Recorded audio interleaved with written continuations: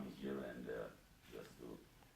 I will speak 3 pages, 4, but I will read also, because there are some quotations of eminent Jewish poets. Well, ladies and gentlemen, the Second World War ended with more than 50 million victims. One of the extreme horrors of this war was the extermination of about 6 million Jews, a genocide committed following the anti-Semitic doctrine and policy of the Third Reich. Very few know that during the time when Bulgaria was an ally of Nazi Germany, many Bulgarians raised their voice to protect and save Bulgarian Jews from deportation to the concentration camps. Relatively unknown is also the historical truth that Bulgarians did not follow the Wannsee Protocol from 1942, asking for elimination of 11 million Jews of Europe, including 48,000 of Bulgaria. In fact, not a single representative of the Bulgarian Jewish community died in the German camps, and Bulgaria remains the only European country in which the Jewish population increased by the end of the Second World War. The story of the saving of the Bulgarian Jews needs to be read over carefully, for this page raises one of the most important and at the same time most difficult questions in human history. Under what circumstances, at what price, and in what way can good overcome the evil? We are gathered here today to reconsider the dramatic events that happened 70 years ago in Bulgaria. On their own, the dates of these events are a meaningless and endless string of numbers on the calendar. Yet, these dates become significant when tied together by integrity and a deep love for mankind. The present exhibit shows some of the major moments in the history of modern Bulgaria. This is the history of the foundation of one modern state. It is also the history of a nation which not only recognizes, but appreciates those who are different in language and faith, and is able to preserve these differences as part of a larger community. The exhibition includes 300 documents from the Archive State Agency in Sofia, which trace the coexistence of Bulgarians and Jews from the mid-30s until the events in 1943. The main section covers the life of the Bulgarian Jewish community up to the beginning of the Second World War, the emergence of anti-Semitism in Europe, and its impact on the Bulgarian Jewish population. The first section of the illustrates the consequences of the anti-Semitic policies from 1940-1942 on the Jewish population, which at that time included close to 50,000 people. The records and photos trace the establishment in 1942 of one of the most terrifying institutions of those times, the Commissariat on Jewish Affairs, and its efforts to report the Bulgarian Jews and to implement a final solution in the Jewish question following the German model. Based on guidelines supplied by the Third Reich, Bulgaria passed a series of anti-Semitic laws, and in February 1943, signed an agreement with Germany to deport 20,000 Bulgarian Jews to German territories. At this point in our historical overview, we need to mention a tragic turn on the events. In March 1943, nearly 11,500 Jews from Asian Thrace and Macedonia, which are the territories at that time occupied by the Bulgarian army, were secretly deported to the concentration camps in Auschwitz and Treblinka in an operation organized by the Committee on Jewish Affairs.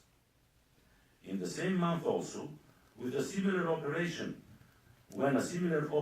was initiated to deport an additional group of 8,000 Jews from the pre-war territories of Bulgaria, the Bulgarians opposed it, and the Bulgarians opposed it in a determined and unequivocal fashion. Nowhere else in Europe was there such a powerful public reaction from all levels of the society. Political parties, individual politicians, members of the parliament, public figures, intellectuals, professional unions, trade and public organizations, the Orthodox Church, and even other religious institutions all took part party protesting this policy. The story of the dramatic events on March 43 and of the subsequent failed attempt in May to deport the Bulgarian Jews to Germany aims to reveal the historic behavior of those who had the courage to say no. And as no, they also said, I'm quoting, "We voice our indignation in the stipulations of this law because they are against our historical traditions to respect freedom, truth, and justice." Saving the Bulgarian Jews is one of the brightest, most memorable acts in the history of 20th century Bulgaria. We must emphasize that these honorable members of the society who had the courage to say the other no had the support of the whole Bulgarian nation. Anti-Semitic prejudices did not take root in the public and political life of Bulgarians. From the very beginning of the founding of the state in 1878, Jews were elected for members of parliament, local councils, schools and community boards. They participated in the country's political life and were regarded as equal members of the society. Jews shed their blood for Bulgaria in all wars in the 20th century. Throughout the Balkans, one more thing which is very interesting, throughout the Balkans, including in Bulgaria, the term ghetto was unrecognized both as a political practice and as a derogatory term. This explains why during the dark times of the Second World War, persecuted Jews were supported in Bulgaria. They were not informed on. They were given help, kept in hiding, and their property was also protected. The moral values of the Bulgarian people, in harmony with their integrity, tolerance, and sense of social justice, regardless of race, religion, and ethnic background, led to the rescue of the Bulgarian Jews. In the words of the German ambassador in Sofia from that time, Adolf Heinz Beckerle, Bulgarians are, I'm quoting, insufficiently educated in contrast to the Germans.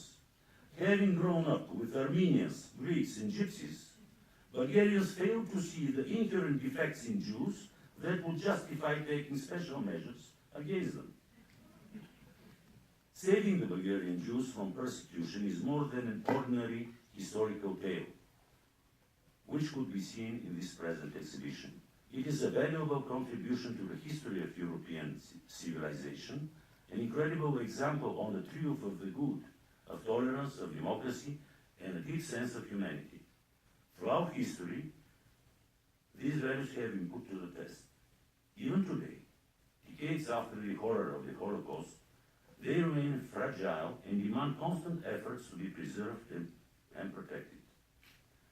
I would like to end with the powerful words of Elie Wiesel, the winner of the Nobel Peace Prize, who on December 9, 1986 in Oslo said, I'm quoting,